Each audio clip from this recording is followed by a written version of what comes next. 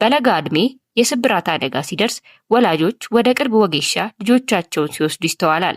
የወጌሻውን ትዕዛዝ ተከትሎ በመሄድ ብዙ ቀናትና ወራት ያልፋሉ። ነገር ግን በስተመጨረሻም የሕክምና ጊዜው አልፎ ወደ ጤና ተቋም ሲኬድ ቀጣዩ እርምጃ ለከፋ ነገር ሊያደርስ ይችላል። ቀድሞ ያልታወቀው የስብራት መጠንና ሁኔታ በመዘግየት ብዛት አካል ያጎላል። በተለይ ለሕፃናት እንዲህ ያለው ነገር ለመቀበል አስቸጋሪ ሊሆንባቸው ይችላል። ብሉ ሄልዝ ኢትዮጵያ ከኢትዮጵያ አጥንትና መገጣጠሚያ ሐኪሞች ማህበር ጋራ በመተባበር በ8 ዩኒቨርሲቲዎች ለ3 ዓመታት ባካሄደው የቦሳር ጥናት ሕፃናት ከአዋቂዎች አንጻር በሚገጥማቸው የአጥንት ስብራት ለእጅና ለእግር መቆረጥ 6 እጥፍ ተጋላጭ መሆናቸውን እንዳረጋገጡ በጥናቱ ላይ የተሳተፉት የሐዋሳ ዩኒቨርሲቲ የከፍተኛ አጥንት አደጋዎችና የመገጣጠሚያ ቅየራ ስፔሻሊስት ዶክተር ስንታየው ሙሳ ይናገራሉ። ችግሩን ስናይ ከፍተኛ የሆኑ ኢንፌክሽኖች፣ የእግር መቆረጥ፣ የእጅ መቆረጥ ስናይ በብዛት ይሄ ነገር ህፃናት ላይ ነው የሚከሰተው። ለምሳሌ የእግርና የእጅ መቆረጥን ስናይ ከአዋቂዎች አንጻር ህፃናት 6 እጥፍ ለዚህ ነገር ተጋላጭ ናቸው። 6 እጥፍ ለዚህ ነገር ተጋላጭ ናቸው። የአጥንት ሕክምና በቀደመው ጊዜ አገልግሎቱ እጅግ አናሳ እንደነበር ይነገራል። ለዚህም ታዲያ በሀገሪቱ ውስጥ በጣት የሚቆጠሩ የዘርፉ ስፔሻሊስቶች መኖራቸው ዋነኛው ምክንያት ነበረ። የስፔሻላይዜሽን ትምህርቱም በጥቁር አንበሳ ብቻ ነበር የሚሰጠው። በዚህ ምክንያትና የህብረተሰቡ ልምድ አንድ ላይ ተዳምሮ ሰዎች መሰል ጉዳት ሲደርስባቸው ወደ ባህላዊ ሕክምና ማቅናት ምርጫቸው ያደርጋሉ። ነገር ግን አንዳንድ በአጥንት መገጣጠሚያዎች ላይ የሚያጋጥሙ ውስብስብ የጤና ችግሮችን ለመቅረፍ ባህላዊ ሕክምና ብቻውን መፍትሄ አይሆንም። አንዳንዴም ከመድኃኒትነቱ አልፎ ለከፋ የሕክምና ስህተት እና የአካል መጉደል ሊያደርስ ይችላል። የአጥንት መሰበር ገጥሟቸው ወደ ባህላዊ ወጌሻ ሄደው ከዛም ወደ ዘመናዊ ሕክምና ከሚመለሱ 460 ህፃናት ውስጥ የ26ቱ ህፃናት እጅ ተቆርጧል። ህፃናት ላይ ወደ 460 ህፃናት የባህላዊ የአጥንት ሕክምና ጋር ሄደው ወደኛ ሆስፒታል መጥተዋል። ጥናቱ ወዳደረግንባቸው ሴንተሮች ማለት ነው። አብዛኛው ህፃናት እድሜያቸው 9 ዓመት ነው። አቬሬጅ እድሜያቸው ስናይ 9 ዓመት ነው። ብዙዎቹ ህፃናት ኦን አቬሬጅ ሆስፒታል ከመምጣታቸው በፊት ከ3 ወር በላይ ቆይተው ነው የሚመጡት። ወይም ከ3 ወር ከ15 ቀን በላይ ሌላ ቦታ ወይ ባህላዊ የአጥንት ሕክምና ጋር ቆይተው ነው ጋር የሚመጡት። ልጆች ጨዋታና ሩጫ አይጠግቡም። ለሚረግጡት መሬትም ሆነ ለሚቀመጡበት ቦታ ትኩረት አይሰጡም። ከጨዋታ ያለፈ ራሳቸውን የሚጠብቁ ልጆች እምብዛም ናቸው።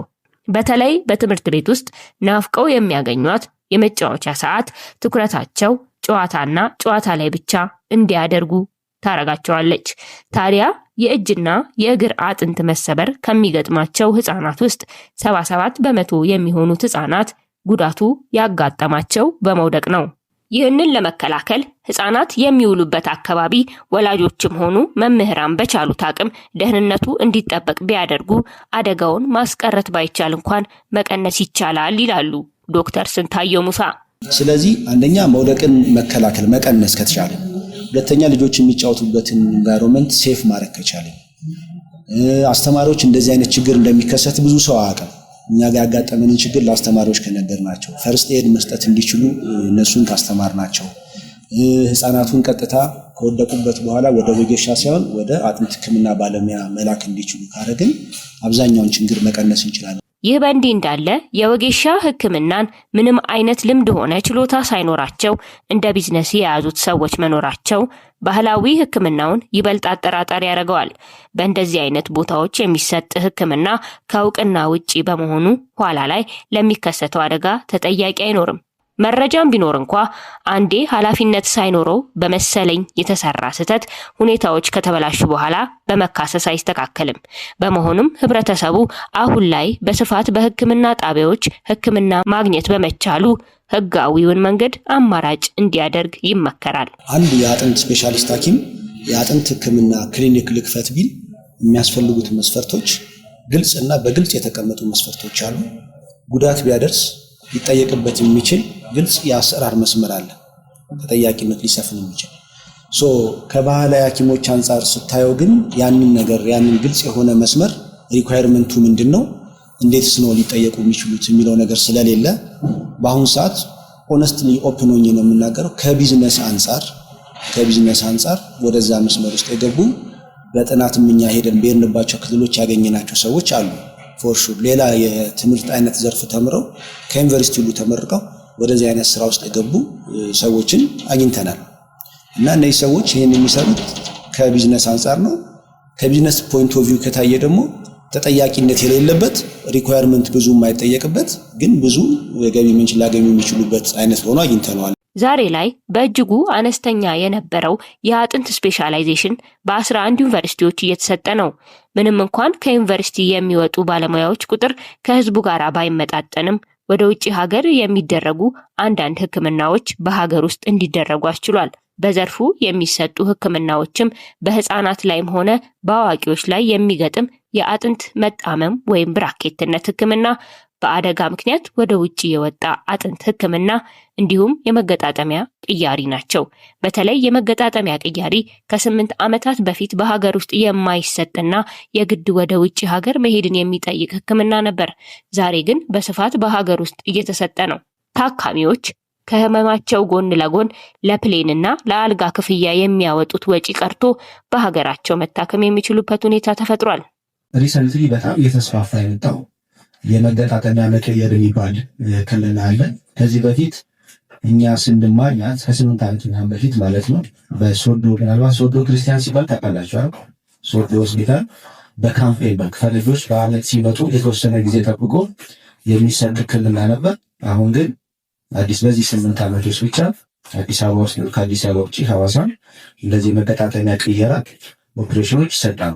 የአጥንት ካንሰር ሁነኛ ህክምና የሚፈልግ ከፍተኛ የአጥንት ህመም ነው። ከዚህ ቀደም በነበረ ህክምና ካንሰር ያለበትን አካል ከፍ ብሎ በመቁረጥ ሌላው አካል እንዳይበከል ማድረግ ብቸኛው አማራጭ ነበረ። በዚህ መንገድ ታካሚው የግድ ሌላውን አካሉን ለማትረፍ የተጎዳውን አካል ማጣት ይኖርበታል። ከቅርብ ጊዜ ወዲህ ግን በሌሎች ሀገራት እንደሚደረገው ካንሰር ያለበትን አጥንት ብቻ አውጥቶ ብረት በማስገባት ስኬታማ ስራ መስራት ተችሏል። ሌላው ቅርብ ጊዜ ሰክሰስፉል እየሆነ የመጣ ነው። እኛ ሀገር የአጥንት ካንሰር ሲኖር እንደዚህ አይነት የአጥንት ካንሰር ሲኖር አሁን በስፋት የምናክመው የአጥንት ካንሰር ያለበትን እግር ከፍ ብለን በመቁረጥ ነው። ያ የሚቆረጠው ለምንድን ነው? ይሄ ካንሰሩ ወደ ሰውነቱ ተሰራጭቶ እንዳይገለው ነው። ይሄ ህክምና በውጭ ሀገር በአሁኑ ሰዓት ኦልሞስት እየቀረ ነው። በጣም አድቫንስድ ሄዶ ካልመጣ በስተቀር ካንሰር ያለበትን አጥንት ብቻ አውጥተው በብረት መተካት ይቻላል። ልክ እንደዚህ እና እነዚህ እቃዎች በጣም ውድ ነበሩ። አሁን ማስመጣት ከባድ ነው። የተማረም ሰው አልነበረም። ግን ምናልባት ቅርብ ጊዜ ሶሻል ሚዲያ ላይ ታችሁ ሊሆን ይችላል እንደዚህ አይነት ኦፕሬሽኖች ሰክሰስፉል ሆነዋል። አገልግሎቱ እየተስፋፋ ሲመጣ ደግሞ አልጋ የሚያስይዙ በማስታመም ሂደት ጊዜ የሚፈጁ ከባድ ስብራቶች እንዲሁም የጀርባ አጥንቶች ላይ የሚደርሱ ጉዳቶች በአጭር ጊዜ መዳን ይችላሉ። በተጨማሪም በዚህ ህክምና ከጊዜም ከገንዘብም ባሻገር ታካቢው የሚያሳልፈው የህመም ጊዜ ማጠር ይችላል። አደጋ ታስቦበት የሚመጣ ነገር አይደለም። በተለይ ስብራት ማንኛውም ሰው በማንኛውም ሰዓት ሊያስተናግደው የሚችል አደጋ ነው። የአጥንት ህክምና ወጪ ውድነት ደግሞ ነገሩን ይበልጥ ከባድ ያደርገዋል። ስብራት ጊዜ የማይሰጥ ህመም ስለሆነ ለነገ የሚያድርም አይደለም። በተለይ እንደ ኢትዮጵያ ባሉ በማደግ ላይ ላሉ ሀገራት የድንገተኛ ህክምና ወጪዎች በአብዛኛው ዜጋ እቅድ ውስጥ የማይከተቱ ናቸው። ለዚህ ነው ዜጎች የጤና መድን እንዲኖራቸው የሚበረታቱት።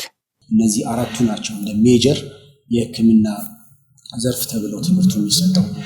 የአጥንት ቀዶ ህክምና በአጠቃላይ በቀዶ ህክምና ውስጥ ተካቶ ነው የሚሰጠውና ግን በስፋት ትሬኒንጉ አይሰጥምና ብዙ ሐኪሞች ሲመረቁ ኮምፎርተብል አይደለም ወይም ደግሞ በኮንፊደንስ እንደዚህ ተጎድተው የሚመጡ ሰዎችን ከአጥንት ስብራት ያለባቸውን ሰዎች ከማከም አንጻር ብዙዎቹ እዛው ከማከማት ይልቅ ወደ አጥንት ህክምና ሪፈር ማለት ነገር ይቀራቸዋል እና ብዙዎቹ ሪፈር ሲባሉ በተለይ ደግሞ በክፍለ ሀገር ገጠር አካባቢ ያሉ ሰዎችን ስናይ አንድ ሰው ከተሰበረ ምናልባት ትራንስፖርት ላይ የሁለት የሶስት ሰው መቀመጫ ስለሚይዝ የሚጠየቀው ብርም ለዛ ብዙ ነው።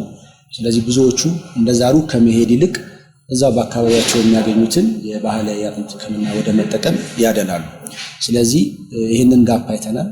ይህንንም ስላየን እንድናደርግ ነው በተለይ በፕራይመሪ ሄልዝ ኬር ከሚካተቱ ውስጥ አንዱ ጤና ጣቢያና እነዚህ ደግሞ ሄልዝ ኤክስቴንሽን ወርከር የሚባሉ አሉና እነዚህ ሰዎች ብናሰለጥናቸውና አትሊስት የመጀመሪያ እርዳታ መስጠት ቢችሉ ያን ነገር ማድረግ ቢችሉና ስለ ጉዳቶቹ ደግሞ ኢንፎርሜሽን ለታማሚዎቹ በደንብ መግለጫ ቢሰጡ ይሄ ጉዳት ወጌሻ ጋር ከሄደ እንደዚህ አይነት ችግር ሊመጣ ይችላል ከሚለውን አንፃር ከማስተማር አንፃር ይሄን ቢያደርጉ ያንን እንቀንሳለን በማለት ከዚህ ከ3 ቀን ስልጠና ፓኬጅ ውስጥ አንዱ የስልጠና ፓኬጅ የምንሰጠው ለነዚህ የጤና ባለሙያዎች ነው። ትናንትናም በጤና ጣቢያ ላይ የሚሰሩ የጤና ባለሙያዎች ጋር እነዚህ ስልጠናዎች ሰጥተናል። እኛ ጋር ያለውን ኢንፎርሜሽን እና ቢያንስ ሰዎችን ፑሽ ከማድረግ በቃ አጥንት ሐኪም ጋር ይሄድ ከማለት ይልቅ መጀመሪያ እነሱ ማድረግ የሚችሉትን ቢያንስ አድርገው ኢንፎርሜሽን በደንብ ቢነግሯቸው። ብዙ ሰው ካለማወቅ ነው። እኛ የምናውቀውን ህብረተሰቡ አያውቅም። እኛ ጋር ተጎድተው የሚመጡትን ሰዎች አብዛኛው ሰው አያውቅም። ስለዚህ ይህንን ለቤተሰብ ከማስረዳት አንጻር ጥሩ ስራ ይሰራሉ ማለት ያንን እየሰራ ነው ከነሱ ጋር። ሌላው ግን የለየነው ምክንያት ያው እንግዲህ የአፎርዳቢሊቲ ኢሹ ነው። የአጥንት ህክምና በጣም ውድ ከመሆኑ አንጻር ብዙ ሰው ያንን አፎርድ አድርጎ ታክሞ መሄድ ላይችል ይችላል። ይሄ በየዕለት ተዕለት የኛ በሆስፒታል ከምንሰጠው አገልግሎት አንጻርም የምናየው ነው። ብዙ ሰው ያን ነገር ከፍሎ ያን ነገር ገዝቶ መጠቀም አይቻልም እና በተቻለ መጠን እያደረግን ያለ ነው። አብዛኛው ሰው ሄልዝ ኢንሹራንስ የሚባለው ነው የጤና መድን የሚባለው ላይ ፑሽ እያደረገ ነው። አብዛኛው ሰው ያንን መጠቀም ቢችል ቢያንስ ወድቀው ተጎድተው ለመጡ ሰዎች እነዚህን ህክምናዎች መስጠት ይቻላል እና መንግስትን ላይም ጫና ከመፍጠር አንጻር ብዙ ሰው የጤና መድን ተጠቃሚ ቢሆን ቢያንስ ብዙ ሰው ማከም እንችላለን። የሰዎች የእውቀት አድማስ ከዘመኑ ጋር ሚዘምን ነው። አንዳንዱ በማየት አንዳንዱ በመስማት ሌላው በማድመጥ ከዘመን ብዙ ይማራል።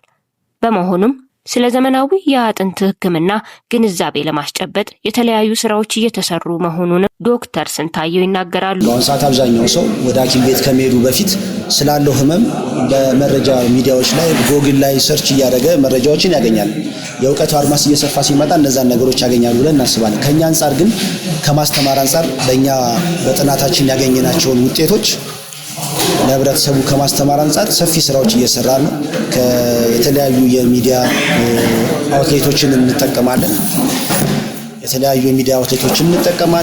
በቴሌቪዥን፣ በሬዲዮ፣ በሶሻል ሚዲያ ላይ አለን።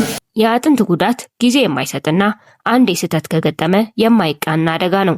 በቀላልም ሆነ በከባድ የህክምና ጉዞ ሊስተካከል የሚችልን ስብራት በባህላዊ መንገድ ለማከም መሞከር ዋጋ ሊያስከፍል እንደሚችል ጥናቱ ያመላክታል። ማንኛውም ሰው በተለይ ህፃናት ወደ ጤና ተቋም ወስዶ ማሳከም የተሻለው አማራጭ ነው። ከጥናቱ መገንዘብ እንደሚቻለው ህክምና ማስረጃም መረጃም ያለው ፍቱን መንገድ ነው።